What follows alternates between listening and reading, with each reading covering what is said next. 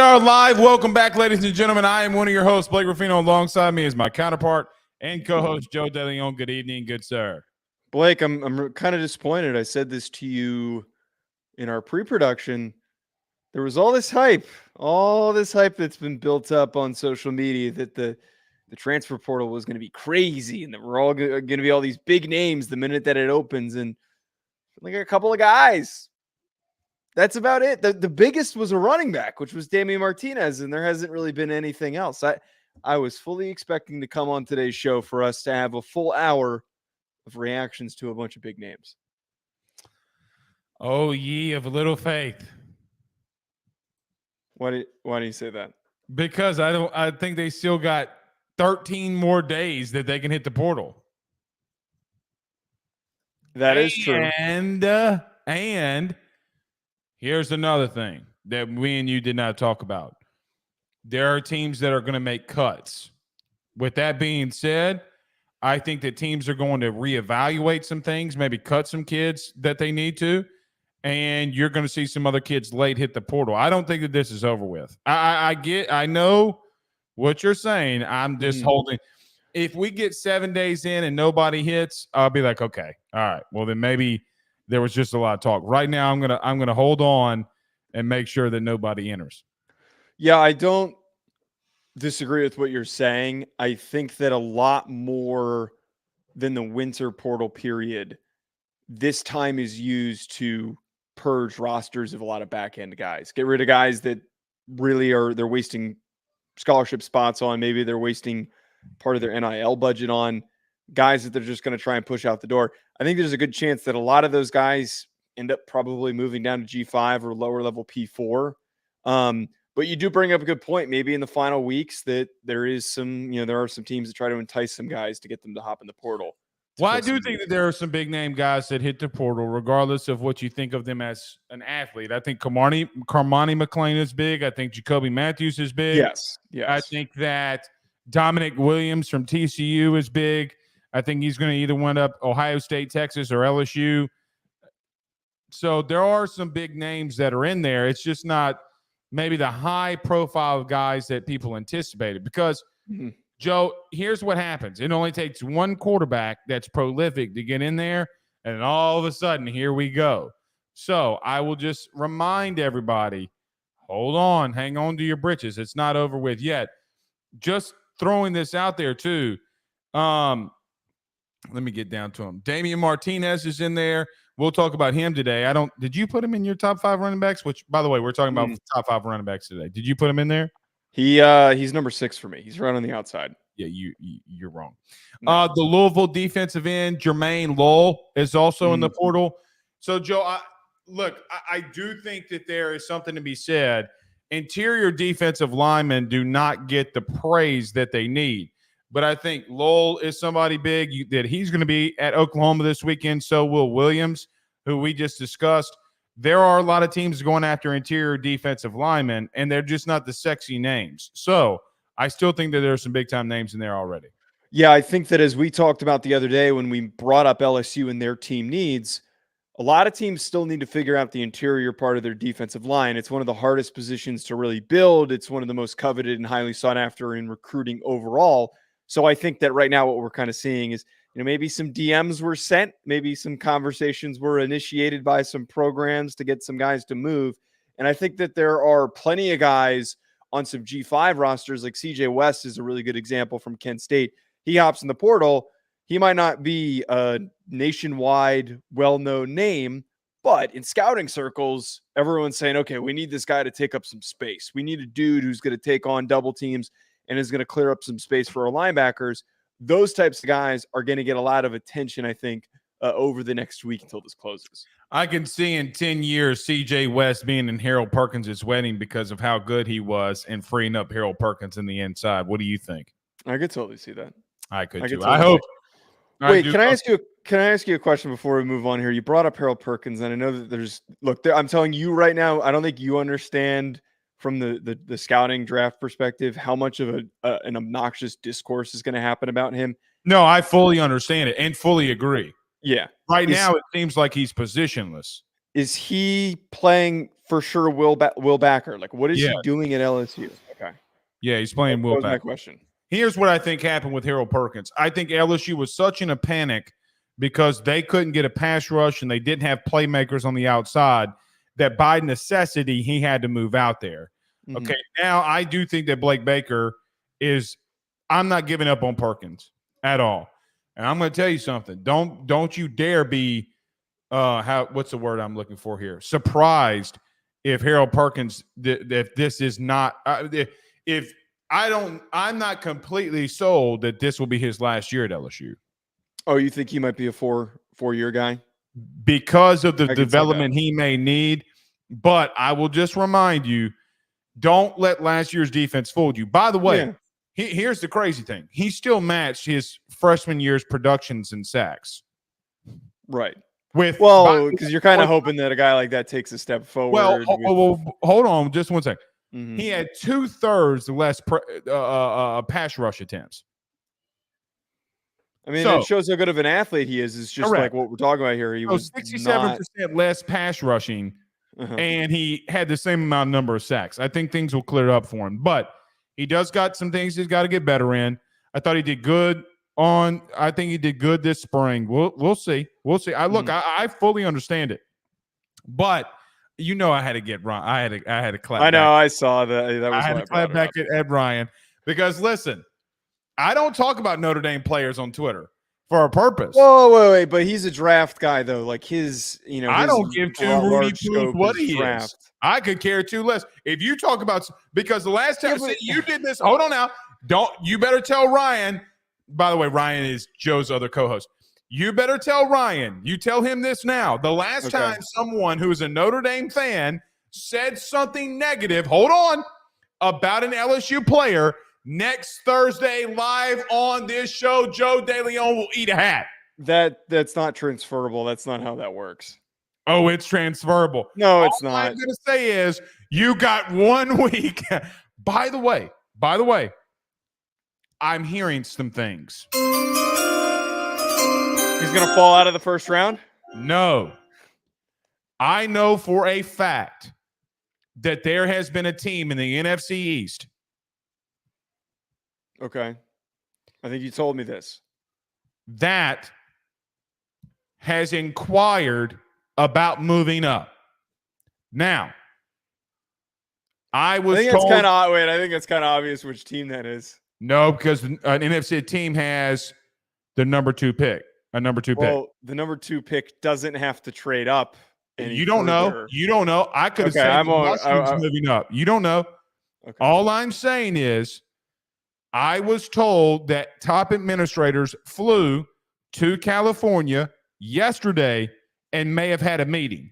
Now, I was told that meeting lasted about 6 hours, and I would not be shocked. But if this team, it's the Giants.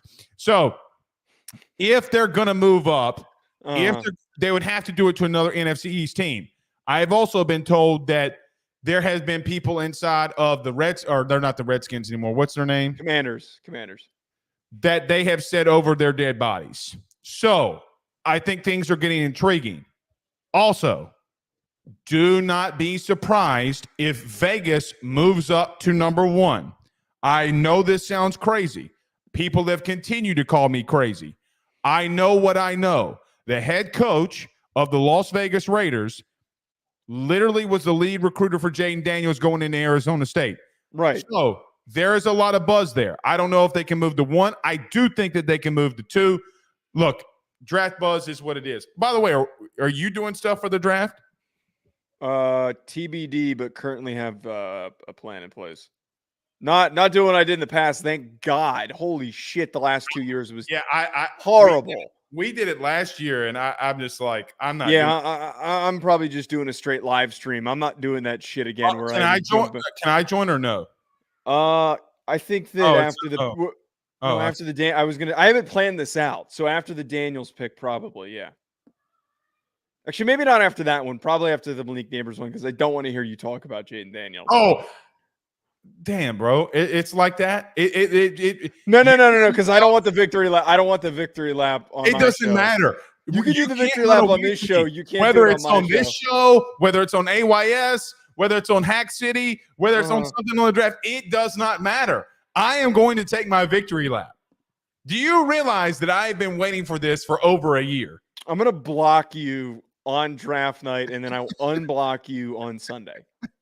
No, you won't. Yes, I will. Watch me. I will do that. That's the most beta move I've ever heard. By the way, Joe last year, if you didn't know, told me that he'd eat a hat if Jaden Daniels would be the number 1 overall pick. Our first round pick, excuse me. Get ready, bud. I'm telling you, this is going to be glorious. I'm less worried about you. I don't care anymore. I'm just going to silence my phone. I have taken worse lashings for more justifiable reasons. So I'm at the point where it's like, okay, whatever. I'm just going to scroll past the notifications. Here's what I would rather. I would rather buy you an LSU hat that you have to wear on every show for a week. Oh, deal. I'll do that. I do it for a month. I would do it for 6 months if I don't have to eat the hat. Obviously, I can't eat a fucking hat. Like, there's literally no way for me to eat a hat. But I think actually that's a fair counter. I'll buy the hat myself. I don't think you should have to pay for it, and I will wear it. I will wear the LSU hat on the show until the start of the season. I think that is a fair counter. No, I'm not gonna make you. No, because I had a very extreme counter. My counter was I was gonna eat a piece of clothing. So I think that is fair until the start of the season. All right, if you want to go that long by wearing the same hat over and over and over again, which I do it all the time, it's not that bad. You just got to pick up certain clothes. All right, deal. Look yourself up an LSU hat. Chris H in the chat says, "I second Joe having to wear an LSU hat." God, this is going to be glorious. Gavin says, "When will Blake wear a Washington hat?" I never made a bet. I don't mind wearing Washington gear, to be honest with you. I don't mind wearing other teams' gear. Neither do I, as long as it's not LSU. All right, let's get rolling. We will talk about our top 5 running backs in college football. I'm sure we'll have a debate here. There's one running back that I think that people need to keep their eyes on. If he did hit the portal, I would definitely go after him. We'll talk about that. Also, Joe, we'll talk about some of the guys that did enter the portal. What do you think about them? Where do you think they could go and fit? Thirdly, I added this topic at the end because of how crazy things have been. We got to talk about Colorado, and we got to talk about Deion. We got to talk about his roster building. I think it is toxic. Yeah, I'm glad this is the angle that I wanted to take, and I'll be very succinct here. It has to be discussed. We need to stop being afraid to criticize Deion Sanders. Okay, we need to stop with this bullshit. There's too much eggshell walking because the people that support Deion Sanders are folks that aren't really familiar with college football. And those that are familiar with and have followed the game understand that the constant cycling of guys in and out does not work. I was willing to support it, and I'm still supporting it. I want it to succeed, but this shit has to stop. He can't keep pushing guys out. I don't know what's going on with that program, but you're right. We need to talk about it. A conversation needs to be had. All right. Listen. This is probably a very, very deep fake, but I just got DM'd 6 times in a matter of a couple of seconds. Did you see this thing about Ryan Day being arrested? He didn't get. No, there's no way. Send it to me. Okay. I mean, I think it's a deep fake. Nevertheless, yeah, it got me. It got me. You know those deep. Was it a random account? Was it like a really random account? I mean, no. Someone you know. Oh, no, I don't know. It's a deep fake. Nevertheless. All right. We got tons that we got to get to. Everybody do us a favor by hitting the like and share. If you're on Facebook, share to all those groups. Share to all those social media pages. You're watching us, listening to us on YouTube. Like, subscribe, notification bell. Wherever you're listening to us on podcasts, rate, review, and subscribe. And if you're searching on Google Play, just come over to YouTube if you need to. Let's talk about our good friends over at Bet Online. We'll come back, talk about our top 5 running backs. We do that next. Stay with us. Bet Online is the fastest and easiest way for you to wager on all of your favorite sports, contests, events with the first-to-market odds and lines. Find reviews for all the news for each league, including Major League Baseball, NFL, NBA, NHL, combat sports, college sports, esports, and even golf. BetOnline continues to be the top online resource for all of your sports information for live in-game betting, props, and futures. Head on over to BetOnline today and use your mobile device to join and make your first sports bet. Use our promo code BELIEVE50, that's BELIEVE50, BLEAV 50, to receive your 50% off welcome bonus on your first deposit. That's betonline.ag, betonline.ag. We're back. All right. Let's get this thing rolling, y'all. Elks says, did you see the Cormani McClain space when he was in Yeah, there? you know what this is? No, I don't. I didn't watch the full thing, but he went in like a Twitter space and Colorado fans started yelling at him. I thought you meant something else. Yes, I watched and listened to the whole thing. Look, the kid should have never gone in there. No, it was a terrible idea. Terrible idea. Secondly, there's not a dude in that space that'd say that shit to his face. That's the other part that's important. I mean, that's total waste of everybody's time. It's the best way to put it. I got to be real. When Twitter Spaces first came out, I was in them religiously. I do think that it helped me gain and build, like what I've been doing and what me starting this, because it became more of a relationship with people. I completely thank anybody whoever created Twitter Spaces. However, they're extremely toxic and they're not worth it. No. If you see me in a Twitter Spaces, it is an anomaly at this point, because they're just, and especially if you let up anybody to talk, it's so stupid. So stupid. All right, let's get rolling. Joe, we've done our top 5 head coaches, OCs, DCs, quarterbacks. Now we are here at running backs. I'll start off with you, my man. Put up your top 5 running backs. I do have some problems that you have in here, but I'm going to go ahead and let you list them off. Go ahead and give us your top 5 running backs in college football 2024. So I would like it to be known that everybody typically gives running backs, for whatever reason, they discredit the importance in the sport. I think that there's always an assumption that there's not a lot of talent at running back. I think this upcoming year, there are so many names that there's so much interchangeability. That's why I think our lists are so different from. There are like 15 guys that we could have each put in here. There's so much variability. So I don't know about that. No, dude, there's a lot of really good running backs coming back. But my top 5 that I have: number 1, Ollie Gordon from Oklahoma State. Number 2, Quinshon Judkins from Ohio State. Number 3, Devin Neal from Kansas. Number 4, Ashton Jeanty from Boise State. And then number 5, Taj Brooks from Texas Tech. All right. But show yours before we always do this. All right, yes, we always do this. Let me give you my top 5 then as well. Here are my top 5. Joe, we have the top 2 the same, Ollie Gordon and Quinshon Judkins. We'll talk about Henderson in this in just a moment too and give the reasons why.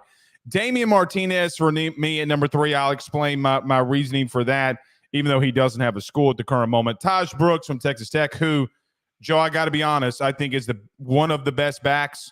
I love me some Taj Brooks. We'll talk about him. He's my number 4. And Trevor Etienne, Georgia, at number 5. Joe, let me go to yours back very quickly. Ashton Jeanty from Boise State in your top 5. Can you explain? Yeah, I can explain. So he was somebody who the season ended, a lot of people expected was going to go in the portal. And if he did, he would have been one of the most sought after players in the portal. He gives me a little bit of Jahmyr Gibbs vibes. And I was high on Jahmyr Gibbs before he exploded and had the season that he had. I think that if he had jumped in, he would have been a premier player on a Big Ten or an SEC roster. Absolutely. I'm kind of disappointed he decided to stay at Boise State because the spotlight's not going to be as big on him. But this is an NFL back. This is a guy that was very productive last year for Boise State. They started the season horribly slow. They went on this terrible run to go to the Mountain West Championship game and win it. And it was all because of his production and the work that he put in and the plays that he made. He is a one-cut explode, splash play type of a guy. He is, obviously, it's not much hard to be the best G5 back. He's without a doubt the best G5 back. But again, if he ended up on an SEC or Big Ten roster, we'd be talking about him a lot differently. I understand what you're saying. And I understand that he had, 19, 20 touchdowns last year. I think caught 5 or 6 touchdowns out of the backfield, ran for like 1,300 yards. He has 1,300 yards, 14 touchdowns, 569 yards receiving, 5 touchdowns receiving. So that was total 19. I'm just always skeptical, Joe, when a back from the G5 and putting them in here, because I think it's a completely different beast on who you're going up against every single week, okay, and the line of scrimmages. Things that he can get away with at the G5 level at Boise State, he can't get away with. When you told me yours, I went and watched a little bit more of him. I don't think he can get away with some of the stuff that in the Power 4. I don't think that he can. I don't think he's just like the speed that he has. I do think he's pretty fast, but I just don't know if some of the things that he does. There's something about him for me. It's like, I don't know if this would translate to anywhere else in the SEC. I understand your Jahmyr Gibbs comp, but he's the Czech Cola of Jahmyr Gibbs. I think he's a really good back, can catch the ball out of the backfield. I don't hate the pick here. I just wanted to hear your justification. Mm-hmm. I get it. I don't really hate it. I just needed to hear you give me the reasons why. I would have Taj Brooks ahead of him, though. By the way, it is Gene T. It's not Gene Tree. It's Gene T. You know how I am with names. I mean, there's no R in the spelling. Yeah, there is no R in the spelling. It's Gene T. Am I crazy? I'm looking at it right now. It's J-E-A. Am I crazy? Gene T-Y. No, you're fine. This is all. It's a hard sell for me. It's hard for me to sit here and try and convince you. This is one guy that I acknowledge I can't really come to an argument to the table with, because I can't say and do what I did with Jahmyr Gibbs, where it was like, okay, he played at Georgia Tech, but watch what he's about to do at Alabama. He stayed at Boise, which is, good for him. Good for him for having the wherewithal to do that and stick and finish the job that he started, but it's kind of boring. I kind of wish that we got to see him play at Alabama. Do you think that there's a reason why no coaches went after him? I mean, because let's be honest. No. Wait. No, he was sought after. He was one of the first names before the portal opened up that everyone was like, oh, this guy is going to end up. So you mean to tell me he turned down some money? That's what everyone assumes. I don't have any sourcing on that, but that seems to be what the assumption is. Yeah, I can't put him in. I got to be real with you. I think that there's 2 other backs that I would put over him that are not on my list. Who? I know I joked with you earlier and you finally called it after 3 hours. I would put Caleb Jackson ahead of him. I really would. You can't. We can't. I don't mind the projection stuff, but we can't do projection on a guy who has 165 yards. We can't put a guy who has 165 yards over one who rushed for 19 touchdowns. We can't. He didn't run for 19 touchdowns. He ran for 14. Sorry, he totaled 19 touchdowns. Right. At the end of the season or after game 1 of the season, and you come in here and say, Mr. Blake, I was wrong. You got to remember. No. This isn't a statement that I'm going to do that and say I was wrong. I'm just telling you it would be ludicrous. I like projecting, but I don't think it's fair to project the guy who has that few carries. Sure, and that's why he's not my top 5. But in all honesty, he shouldn't be even top 50.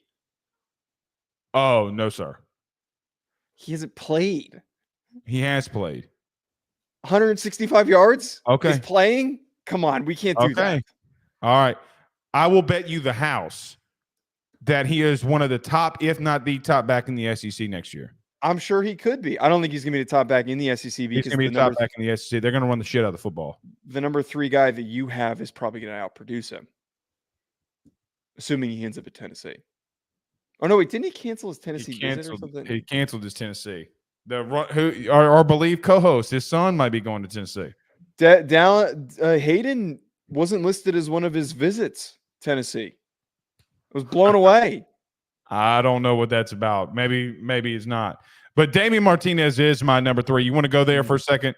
Yeah, let's talk about Damian Martinez because I'm sure that you're perplexed I didn't have him in. I am a little perplexed because, Joe, I got to be honest with you. Damian Martinez was Oregon State offensively last year. A lot like Ollie Gordon. Joe, here's what I remember, okay? I remember, like, when you and I talked about Oregon State versus Utah, okay? And I bet the house on Oregon State. It wasn't DJU that won them that football game. It's Damian Martinez, right? I remember when Oregon State played Washington, and we were deep into that game. DJU couldn't complete a pass. It was Damian Martinez that brought them back in that game. Joe, we've seen him be the game changer for a team and put a team on his back. I get the whole, maybe he's not, the fastest, the biggest, the strongest, but I know that he carried a team and he's a load to bring down. I don't even look at it statistically. I don't even look at him because I know what my eyes were telling me when he had, and I'm going to be honest, a below average offensive schematics around him because of how limited they had to be with the quarterback in DJU last year. That's why I'm not really betting the house on Florida State at the current moment. I just think that he has got to be out there in the top 3 for me, mainly due to the fact I think he's going to go to a school, Miami. I think that if he goes there, watch out. He's going to go to a school that's got a better offensive line, better system. It's going to show and open people's eyes to him. I don't think that the system that he was in, because of the quarterback play, is going to be was conducive to him last year. Because, Joe, if he got in the backfield with Cam Ward, then what? Oh, yeah, absolutely. His production is, he's going to – I don't think it's going to skyrocket. Like, I don't think it's going to – like, I said he could be a 1,500-yard back. I think that's on the table. But after I don't mean to I'll let you finish. Okay, go ahead. No, I'm done. Go ahead. All I was going to say, and the reason why he's 6 for me, out of any of these guys, he had the best offensive line out of any of these guys that we're talking about last year. Taliesin Fuaga is about to be a top 15 pick, and the left tackle that they have, I'm completely blanking on his name, is also going to be a top 50 pick in next year's draft. They've got a really good offensive line. I look at the fact that Devin Neal didn't really have anybody blocking for him. I look at the fact that Quinshon Judkins, Ole Miss's offensive line, was shit last year. Ollie Gordon, nobody blocking for him. I think that we can make arguments for all the guys on both of our lists that didn't have much offensive line support. Okay, Damian Martinez got a ton of it, and he didn't exactly trailblaze. Like he's a great back. He's a great back. And I need to be clear, he's a great back. But I'm not exactly blown away with the production based on the offensive line that he had protecting it. I understand what you're saying, but the reason I brought up Cam Ward versus Miami's offensive line was because I do agree with you on Oregon State. DJU was so limited at times last year that he had to put – Joe, there were times on 3rd and 7 that they knew that they had to run the football because DJ could not complete a pass. Like, they would stack the box. How many times is he going to see one high safety wherever he goes? He's not going to see a crowded box like he used to. Fair. Okay, so I do think that he was playing – but even though he had a really decent offensive line, it doesn't matter how good his O-line is if they're stacking the box like most teams did versus Oregon State. I look at Damian Martinez, Joe. He rushed for 1,185 yards. He did catch the ball a little bit. They didn't really throw it to him out of the backfield. He had 9 touchdowns. Okay. I am going to blame this more on DJU from a production standpoint than I am Damian Martinez, because I look at that kid and say, listen, which is ironic. Both years he ran for 6.1 yards per carry, which is kind of Mr. Consistent there. But I don't trust in DJU. Never have. I think there's a reason that DJU's not at Michigan State with his old coach and Jonathan Smith. I don't think the kid was good enough. And I think Florida State's about to find that out very quickly. I put his not production up there with most because of DJU. O-line, fantastic, whatever. But when you're in a stack box, Joe, you can go through PFF. I looked this up today. Guess what running back of all the 5 that I have had more players in the box than any others? Was it Martinez? It was Martinez. So where most guys had a 4, 5, 6-man box, he in majority, this is per PFF, 7.25 players in the box when against Oregon State last year. That is absurd. trying to figure out where you can find Deep in there. All Actually, I got it. It'll take okay. It'll take me too long to go and find that. Who do you want to get to next? What? What'd you say? Uh-oh. Can you hear me? Yeah, I can hear you. Okay, good. I lost you there for a minute. What about Taj Brooks at Texas Tech? Joe, there was something interesting I saw about Taj Brooks from Texas Tech. Can we talk about him? Yeah. I love Taj Brooks. Well, then why do you have him at 5? You have him at 4. You're acting like there's some big difference there. All right. Taj Brooks, Texas Tech, which a lot of people don't have their eyes on him. Joe, listen to this. Taj Brooks, 5'10", 230 pounds. The senior led the nation, so coming back this year as well, led the nation with 96 forced missed tackles a year ago. He led the nation in second in the nation in forced missed tackles without contact. The only other person that did that was Jaden Daniels, the Heisman Trophy winner. Oh, by the way, of his 1,500 yards last year, 998 came after contact. That is the epitome of a running back. Taj Brooks is my what's the word what's the phrase that people say? He is my spirit animal at running back. I think it's a good way of putting it. He's really fun to watch because he just runs through a motherfucker's face. He's one of those dudes who'll just run through you. Yeah, I love him. He's a great example of what I was talking about a second ago. I think it's important to acknowledge if a guy doesn't really have good blocking in front of him, how does he succeed? How is he going to do? He doesn't care. He'll hit you. He'll put you in the mouth. He doesn't. He cares nothing about contact. Now, I like him, man. He runs hard, really hard. I don't know if he's going to get limited because of the fact that he's at Texas Tech of all places, but no Texas, no Oklahoma. Now's the time. Time for him to shine. Time for Texas Tech to take that next step, man. Rhymed accidentally twice there. Dog, man. I was so wrong on Texas Tech last year. Oh, we were. I thought they were going to be both were. Yeah, I thought they were going to be my sleeper last year, and they fell flat on their face against Wyoming in week 1. I'm like, God, I'm such a dummy. Look, the most impressive thing in all of that, Joe, is 900 plus yards, almost 1,000 yards after contact. Literally, that means that, Joe, pretty much 75% of all the yards that he got at the line of scrimmage was him getting touched by a defender and gaining that. By the way, over 5 yards a carry last year. That, when you talk about just putting your head down and getting tough yardage, he is the poster child for that. I think the dude's going to, make a really good running back in the NFL and he can have a longer career due to the fact, hey, man, this kid might not be able to block in space. He might not be able to catch a pass on the outside, but if it's 3rd and 2, we can hand the ball off to him and get a first down. I like Taj Brooks a lot, but I am not going to put that much faith in Texas Tech again like I did last year. Yeah, I also like to point out, it feels really weird with our lists. There's not a lot of premier teams that we're talking about here, even with one of the top 2 guys that we have on these lists. But God, you can't not include Brooks somewhere in that top 5 range. We got to get to Ollie Gordon. I know that this is kind of the obvious one, dude. Ollie Gordon.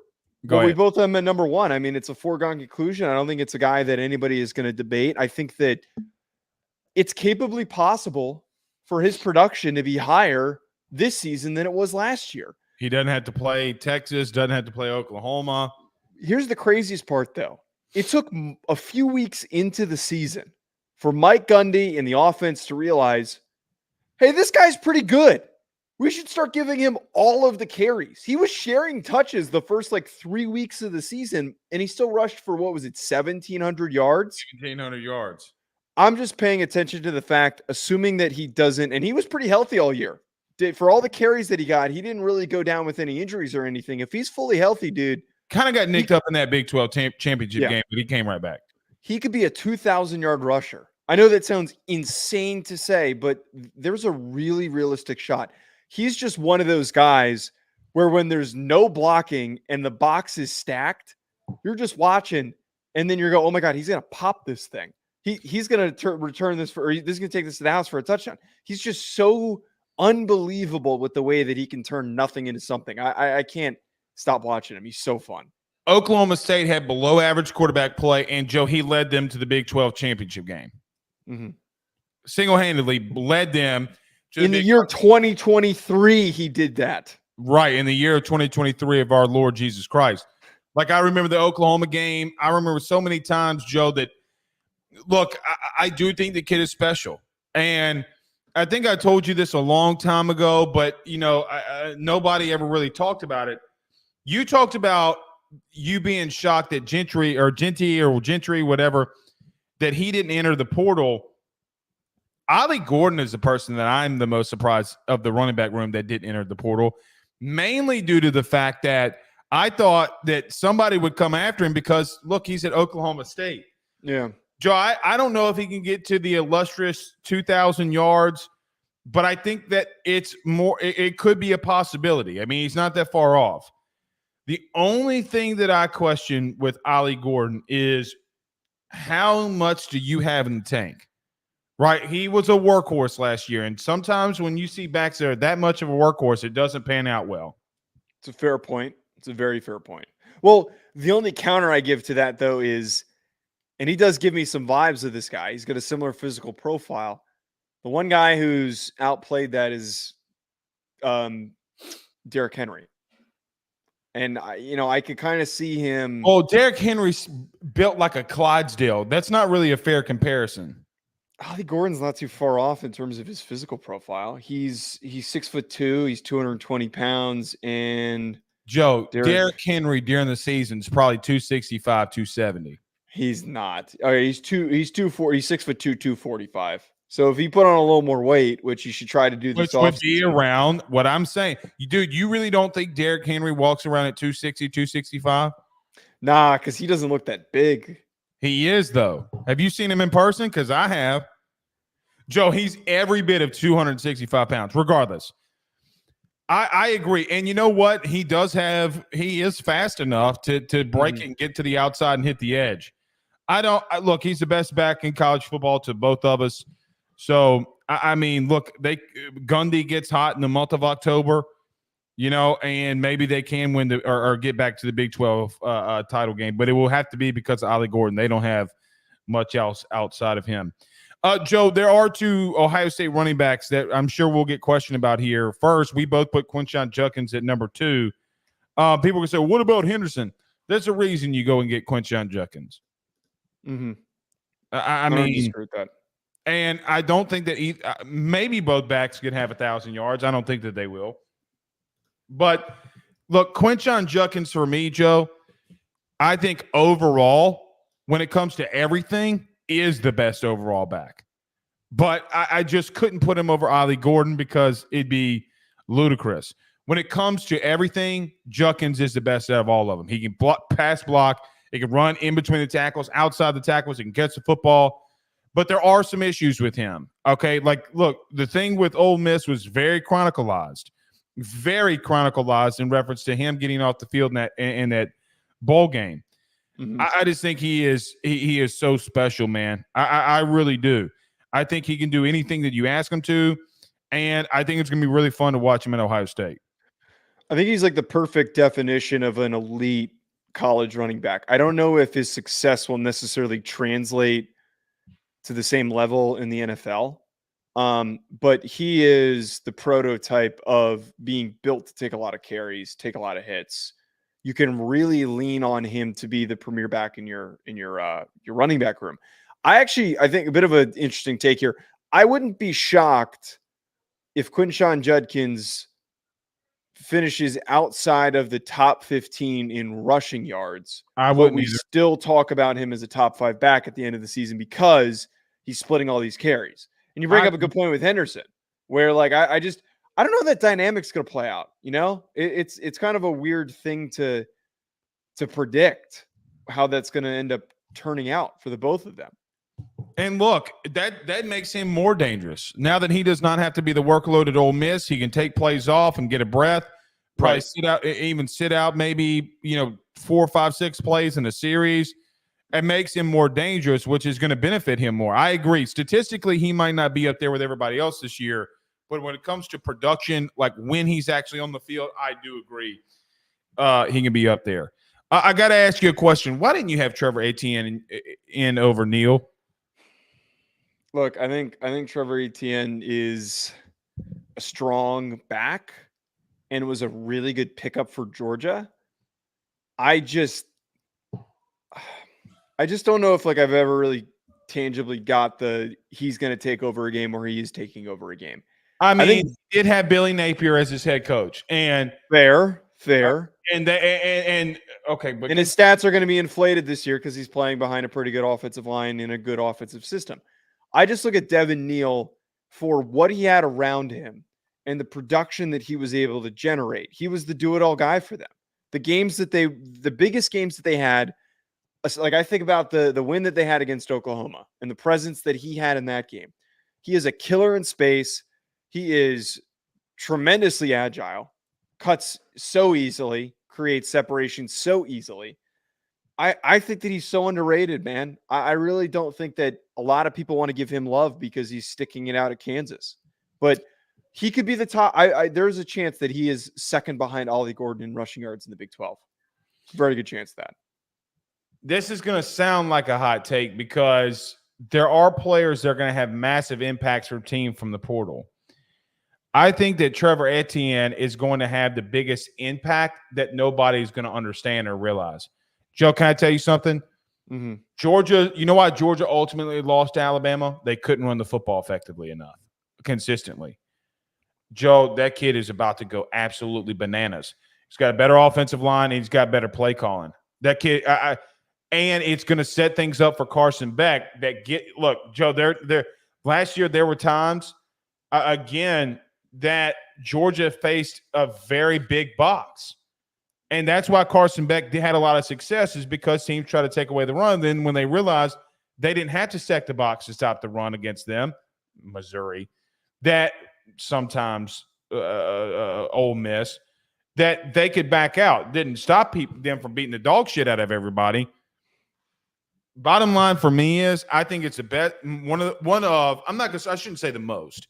It's arguably one of the biggest impact pickups because of what they want to get back to. They want to run the football effectively. They want to control the clock. They have a top 5 pick at quarterback. I do think that Georgia has the weapons on the outside. Joe, today on my Around Your SEC, I think head and shoulders they are better than everybody else in the country.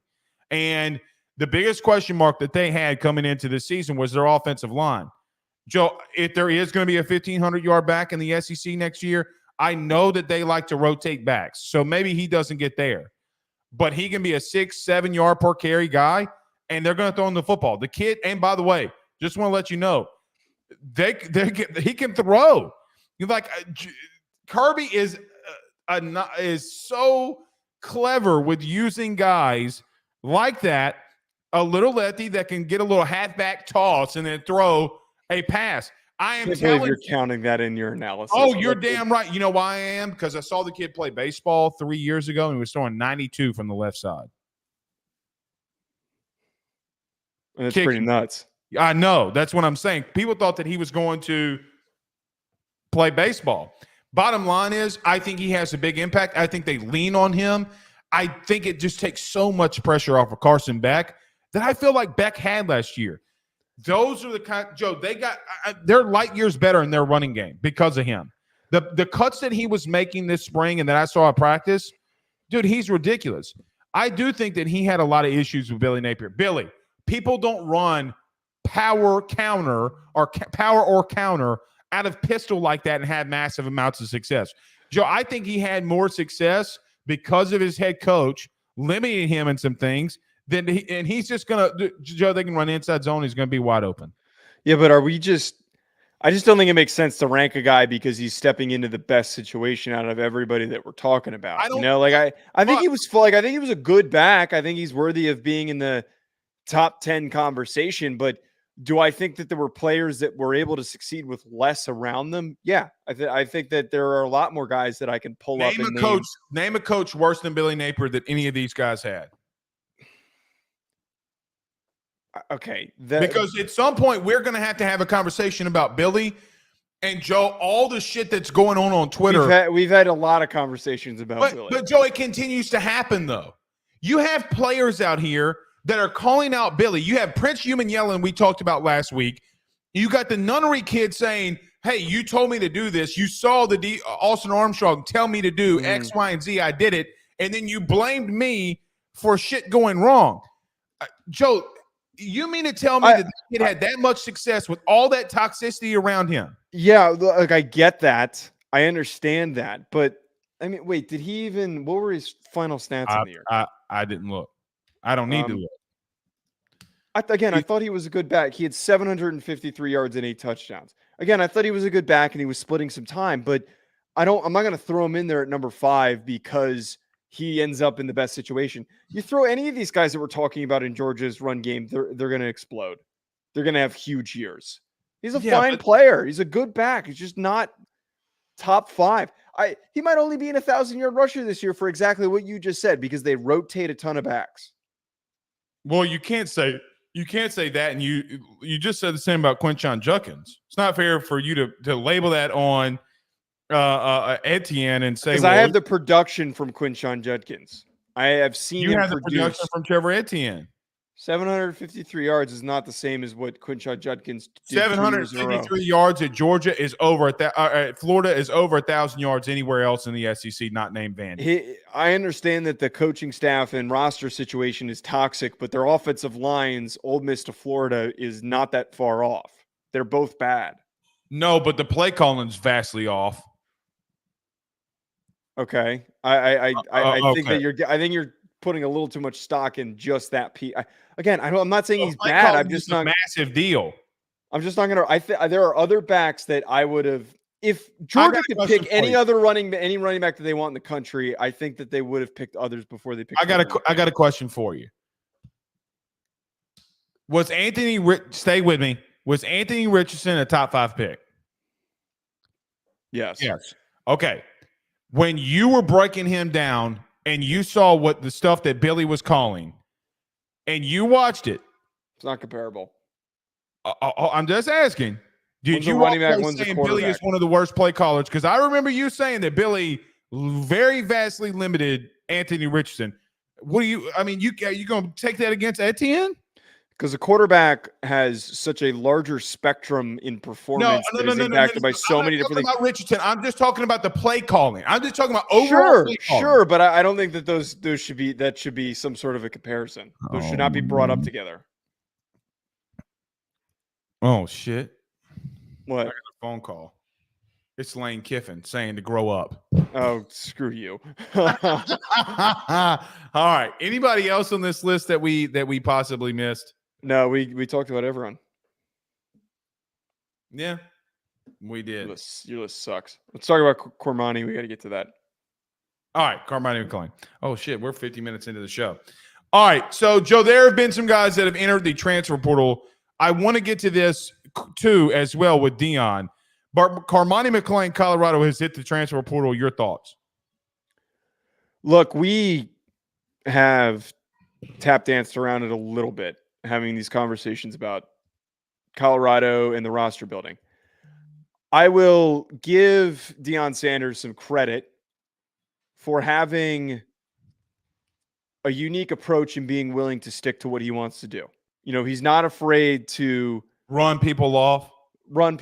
He's not afraid to build the roster the way that he sees fit.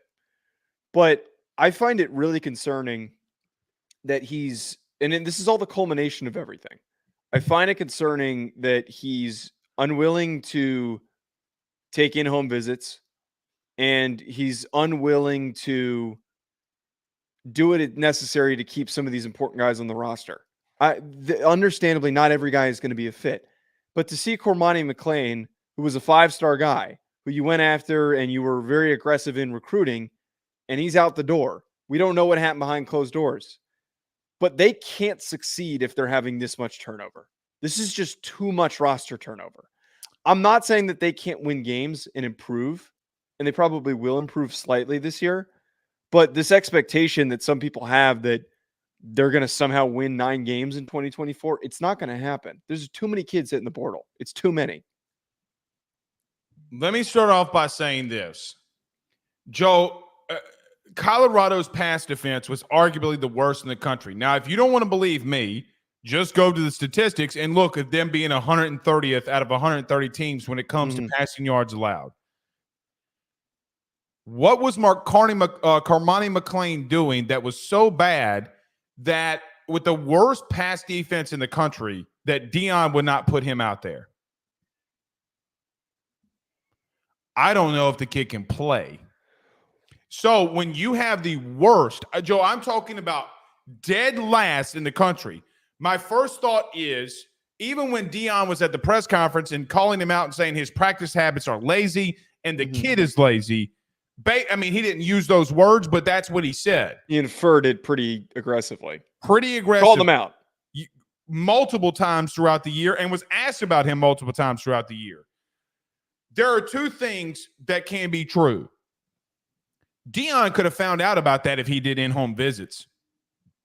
And I do think that more than Cormani, and I know that Deion had the issues with him, I think that Deion Sanders, when it comes to roster building, if this were anybody else, we would be ridiculing them for the bleachers. You know what we would be doing as media? Because, Joe, we see it all the time.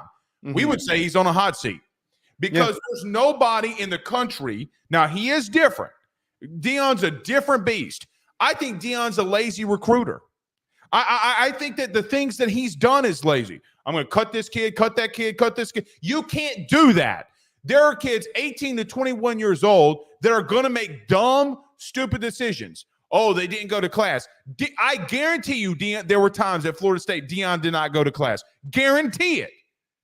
So, as much as I think that there's something to be said about Cormani McClain having issues getting onto the field, I also think that there's got to be things said about Deion when it comes to, look, buddy, your roster building is F-. Okay, it is horrendous. So I don't know what Deion is trying to do here. Maybe he is just trying to get his kids out of there and get us as a first-round pick. But, Joe, again, if we're going to be honest about everything, if anybody else in the country was doing this and had this much turnover, we would be ridiculing them and screaming it from the bleachers. Just because it's Deion just should not change anything now. So what you just said, I think, is really the only take to have with this. It's almost a waste of our energy to sit here. You know, and the comments are going to attack us for criticizing him. Yeah, and I don't two really give a white shit. guys are saying something negative about Deion. Let's call it what it is because it's going to be in the comments. So the point, though, that I'm getting at here is it's so blatantly apparent that he is going to jump ship. It's so blatantly apparent that by the time Shedeur, Shiloh, and Travis Hunter are done, that he's going to leave, because this is not indicative of long-term culture building, roster building success. It is clear that he's just kind of duct taping pieces to the boat and hoping it doesn't sink. That 1,000%. He needs to do just enough for an NFL team to be interested in him. That's the way that it looks. Look what he's doing with his offensive line. It's a joke. You're going to have bot dudes that get hurt there. So when your entire second-team offensive line transfers, then your son is going to be in a massive issue. And let me clarify something about him being a lazy recruiter. How do you know he's a lazy recruiter? Doing in-home visits. You have coaches in your own conference, now the new Big 12, hundreds of in-home visits, in-school visits a year, hundreds. Shit, your entire staff doing thousands. I understand that Deion has had some health issues and has potentially limited him. I understand that. However, you're flying to other places and doing other things like going to an Aflac commercial. What is more important? Doing that damn Aflac commercial or going in home with a kid and understanding him, the kid, understanding the parents, understanding the dynamic of where he's coming from, understand the entire situation. Everybody from South Florida is not Deion. You don't grow up in the same situations. Nobody does. Everything is different. You might have similarities, but the in-home is always going to be different because people are different. It is, without a question, and I am going to scream this from the bleachers, I like Deion. I actually kind of love Deion as a coach. I think he's high entertainment. And Joe, every time that we talk about him, the views go through the roof. If we wanted to be clickbaity, we would talk about Deion every show. But let's not be hypocritical and saying like we talk about Sam Pittman, Billy Napier, all these dudes on the hot seat. I know he's only been there 1 year and he had 4 wins, which was better at Colorado. You can't be that lazy and think things are going to change. Bottom line, it's not an excuse because the Affleck commercial thing to me is the biggest thing. His kids going all around the country doing commercials and other players having to go to weightlifting and practice. It's a joke, Joe. It's a joke. And somebody's got to call him out for it. I mean, I think plenty of people are starting to call him out for it, but I think that for anyone who is asking in the comments, like, what do the in-home visits do? That stuff is actually, if you talk to any coaches, if you talk to NFL scouts, they want to understand what you're able to really learn a lot about a kid based on when you go to their house or you go to their school. And I understand, like, you made the comment of like, oh, if I go, then it's going to be a big commotion. Everyone's going to be, it's going to cause a whole ordeal at a school if I go to visit him. But first of all, that's how you get a kid to commit, because coaches fly freaking helicopters to schools to go talk to kids that, they want a commotion. And second of all, like, you can't let something like that prevent you from getting to know a player.